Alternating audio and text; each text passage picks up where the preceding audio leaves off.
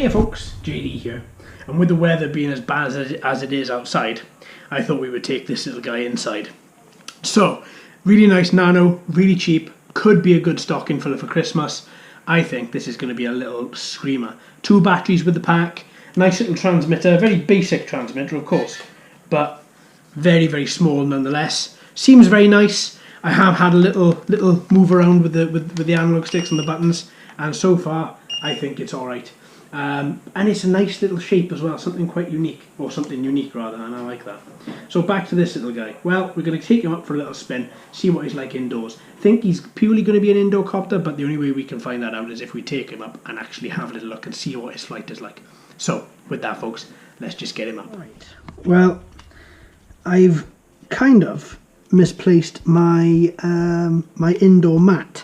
I don't know where that's gone, so I'm going to have a bit of difficulty in placing this in. The plug is right near the battery, so as soon as I put the battery in, I can't get access to the plug properly. Well, I wonder actually, it seems to have gone in better that time. Yeah, it looks like. Yeah, that was just me. Okay, so if I turn it round, plug it in, come on, and then, there we are. We have lift off almost. Are we auto bound? No, single one up and one down to bind. Nice red LED on here, stops flashing, goes solid. The LED on the transmitter though seems to still be, flashing. Now you can make the LED flash different colours on this quadcopter just by pushing the LED button, and that cycles through the different LEDs. See, you can probably see it under there better. Blue, purple, pink, yellow, green, red. Very, very nice. Now what about calibration of the gyros? Now I've been noticing, there we are, down to the bottom right for the calibration of the gyros. So with that, my friends, let's take her up. Ooh, sweet. So altitude hold, clearly with this one, and seems to be holding quite nicely. A little bit of movement in it, I'm not too concerned about that for the minute. Okay, so let's take this out and have a little look. Ooh, a little bit nippy. A little bit nippy, flies around, flies nicely and responds to you bringing him down as you're turning him. Quite a few copters or nanos really do have a bit of an issue, I find, in as soon as you go and you want to bring them down as you turn them, some of them don't, but this one seems to cut through that without any problem. Turns left, turns right, no problem in rolling as well at the same time, or if you just want to use yaw, you've got no problem with that. It shifts around, no worries. To the right, to the left. Its turning circle is really small in speed mode 1. Speed mode 2, angle of attack alter slightly, and wow, this thing is turning into a bit of a beast. A little bit quicker. Ooh. Very nice though. Very nice coring. Wow. This thing really is. Look at it go. Very responsive. Haven't got to even sort out the power. It just turns on a 6-punch. No problem whatsoever. Look at it go. Turn again, turn again, turn again. Speed mode 3. Ooh, now we've gone into crazy mode, as you often find with a lot of these nanos. Good God, this thing is quick. I'm starting to struggle to keep up with it slightly, but oh yeah, this bit is fun. Look at it go. This thing is incredibly quick. Whoa, and he's agile. Look at him go. No problem whatsoever. This is probably the quickest I've ever flown indoors, I think, and he is delivering in spades. Look at him go. No trim needed either, because if I stop him for a second so you can stop being dizzy, if I can bring him up a little bit, look at that. As nice as you get, as solid as you get. Really, really nice. So we could use trim if we wanted to, just to sort of level him out a little bit, but I don't really think it's that needed. And then back we go. Battery life about 6 to 7 minutes. You do get 2 batteries, so as long as you're sure that they're both charged, then you should have no problem in having a minimum of 14 minutes of flight out of this.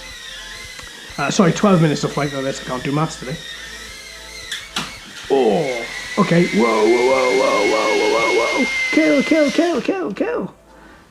There we go. So the kill switch works anyway, which is down for a couple of seconds, and you don't have any problem there. As soon as you hold it down for a few seconds, then the kill switch just automatically initiates. Same as you get with any quadcopter, really. But I do think the Speed Mode 3 is a little bit too crazy for indoors, so back to Speed Mode 1 we go. And yeah, I think she is very solid. Very, very solid. Very good as well. And has no problem in holding her altitude. Now, I've got a window open here today. You wouldn't know it. We've got 40-mile-an-hour winds outside. And, you know, she's moving a bit of moving around, but still very happy with how stable she is. And if you want to, as well as you fly, you can keep on cycling those colours and get a nicer colour. If you didn't want to go for the very blinding red, you could even almost turn it off. Nice little gimmick, but still. And of course, you've got Headless Mode as well. Now, it does say Stunt Mode is next to this speed button, so I wonder if I click and hold. Click and hold. Yeah, click and hold for 360 flips.